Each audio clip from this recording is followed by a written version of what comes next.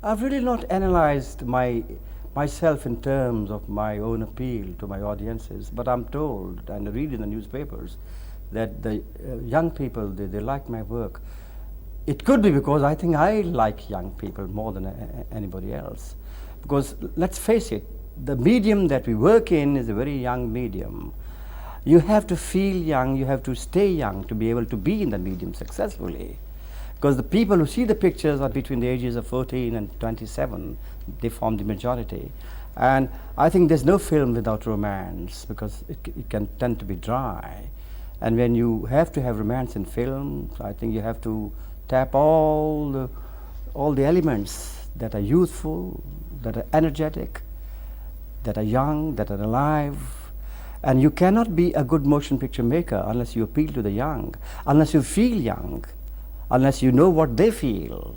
And I think temperamentally I feel very comfortable with the young people, with new people. Because number one, I travel a lot, and I think I go around and I see and I move around and I read books also. I mean, everybody reads books, there's nothing new. But then I think the more you have things to say for the young world, the better the cinema, because that's the audience that sees the cinema. It's not the old people who see the cinema, unless it's an outstanding film and they're told, go and see it. But if a film is seen by the young, they talk about it because they have the time to see it. And they have all the energies to see it, and they want to ape. I think, and if your appeal is for the youth, that's an eternal appeal. No matter in what walk of life. You could be a cinema star, you could be a politician. If you appeal to the young, you scored. I think that's very important for the people who are making pictures. What kind of books do you read? Depends. The books, the type of books that I read depends on what I want to read at that moment. Sometimes I feel I'm very unfortunate because I get so involved with my pictures that it takes me about 16, 17 hours a day to be busy with them. And I always feel I'm lagging behind my reading. And I keep on buying books. I love to walk into a bookshop and browse and look for good books. But then they keep lying on my shelf. But the fact remains, they keep lying. I can always take them out when I want to read them. When I'm dabbling on a subject, then I like to read a lot of books on that subject, because I make contemporary pictures. If I'm making a film in a drug scene, then I have to look out for the drug material, whether it's the newspaper or the books or conversation. Or I like to meet the people who are involved in drugs, who had that type of an experience. And it applies to all the movies that I make in terms of my contemporary ventures. What kind of authors? You must mention a few who are your favorites, so we know what you like.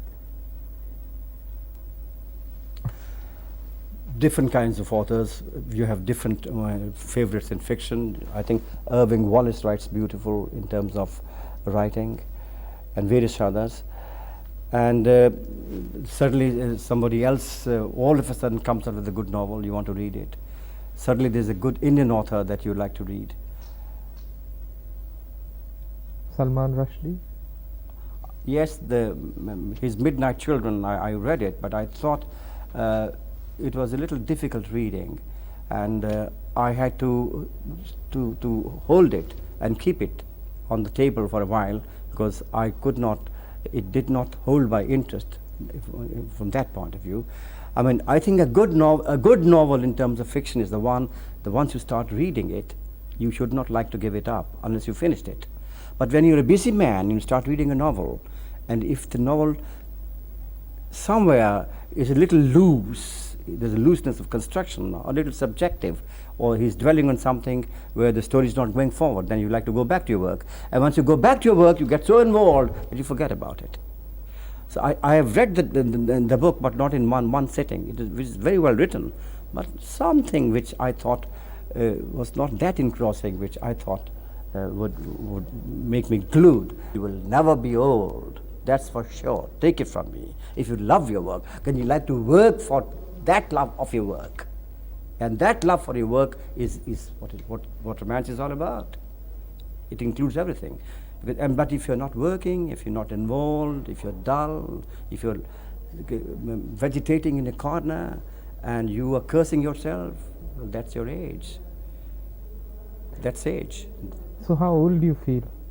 Oh, I think I never think of my age. in terms of years, I'm 64. It is only when people remind me, I feel I'm 64. But I don't feel that age, because I think when I'm working, I get so excited with my work like a child. With every project that I make, I feel like a child toying with that project, in total excitement. I look for my solutions. I look for certain knots that when to be unknotted in the dramatic unfolding of the stories that I conceive. Do you like? Yes. Sorry, go ahead. Yes, go ahead. Do you like to do comedy, or do you like the serious, like say Tere Mere Sapne and Tere Ghar Ke Samne? I don't think any artist should condition himself or herself on what he or she would like to do. I think they should do all types of pictures. It depends. I mean, it all depends on what the audience likes to see you in. But I think your attempt should be to work all types of pictures. You should be able to do comic roles. You should be able to do comedies. You should be able to do serious roles. You should be able to do action roles. You should be able to do hysterical, farcical roles. You should have that range of versatility. You should really not pin yourself down. But again, the audience has in mind some stars with images, and those images become so strong in certain cases that stars normally do not like to step down from those images, because it disturbs the audience. It's unfortunate to my mind. What do you think of the Kala Bazaar role? Kala Bazaar. Nice. It was Kala Bazaar was singing and action and a bit of an underworld activity, which is very interesting for the audience, and I love performing it. Because the film that I've done so far, I've always done pictures that I've liked to do. No picture has been thrust upon me, and I've not done many pictures in my span of 45 years. If the stars of today, in 40 years, they would have done 500 pictures, the way they don't refuse a picture. But I've never done a picture, never overbooked myself, never done more than 4 or 5 pictures, which include one of my own. And when I'm doing my own picture, creatively, of which I've conceived and written and directing and also acting in, it takes me 17 hours a day to work on that project. So when I'm doing my own picture, where's the time for me to do outside pictures? So there came a time when I switched over as a director, I chucked all the pictures, I stopped working outside. How many have you done about? Do you know? I think people say so. I think they say done about 105 or 106. I've lost count, but that's not much by today's standards. Imagine starting my career in 1945. 1945, I was very young. 1945 to 1988, doing only 105 pictures is nothing by the standards of today's actors. Mm-hmm. You meet an actor of today who's been in the limelight for 3-4 years, they probably already have done 70-80 pictures. Kala Bazaar, how did you shoot outside Metro? You remember? We shot outside the Liberty Cinema. We shot the premiere of Mother India. We sought the permission of the late, very beautiful man, Mr. Mehboob Khan. They were holding the premiere, and he had invited all the stars to come and attend the premiere. And we had a sequence in the movie where these boys, they sell the black market tickets. So we spread around, and we had the cameras catching us, and we were after the stars with the crowds, with the audiences, and Goldie was picturizing each one of us. That was great fun. It was a sequence in the film itself. Who thought of a black market fellow being the hero? Goldie, Vijay, very, very clever man. Vijay Anand is a very clever director, and I think he's intelligent, and he thinks very, very nice ideas. Have there been ever differences between the brothers? There are bound to be differences between two creative people, because they're both creative, and each one of them, they want to assert one up over the other, not deliberately, but because you cannot think alike. Being creative, it has to happen that you must think differently. Therefore, you must differ. Now, if you differ, you can either be friends, retain your friendship, or you can agree to part. But have there been differences between the three, Chetan, you and Goldie? I'm sure there must have been differences. That's why we are not running one concern together. Chetan makes his own types of pictures, and Goldie plans his own type of pictures, and I make my own type of pictures. But the pictures that I want to make, if I invite them, then I have a big say in those pictures, because then I say, this is the subject, and I convince them, or they convince me. It's a matter of who convinces who. What kind of a discipline do you have in terms of diet, thinking, behavior? The discipline is again in the subconscious mind, because the very fact, I think if an actor is projecting, if a hero is projecting himself on the screen, and if he's the darling of the nation, I think it becomes his bounden duty to look good on the screen. He should not be just an eyesore for an audience with a fat belly and playing a police officer, or with 3 chins or 2 chins, or with lines on the neck.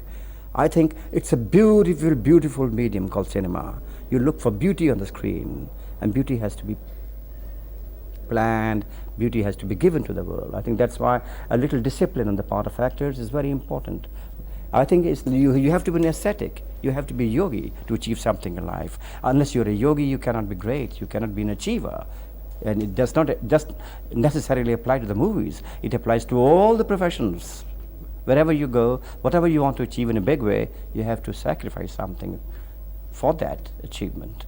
That's important. Others give it up. You retire, you say, look, enough, I've achieved enough. Now I want to eat and drink and make merry and sleep. I've achieved, I'm looking back into my past. Well, that's okay.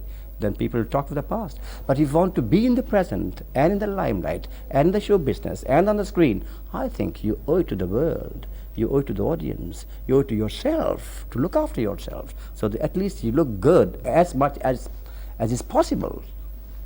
You never feel like taking it easy? Easy?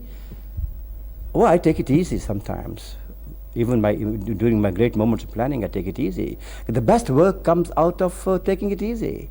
The more effortless you are in any creative work, the better it is.